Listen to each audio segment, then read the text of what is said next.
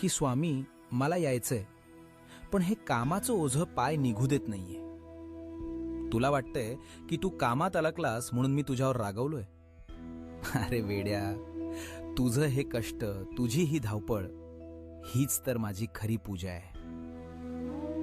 रिकामा बसून फक्त माझं नाव घेणाऱ्यापेक्षा संसाराचा गाडा ओढताना दमछाक होऊनही मनातल्या मनात मला हाक मारणारा भक्त मला जास्त प्रिय आहे.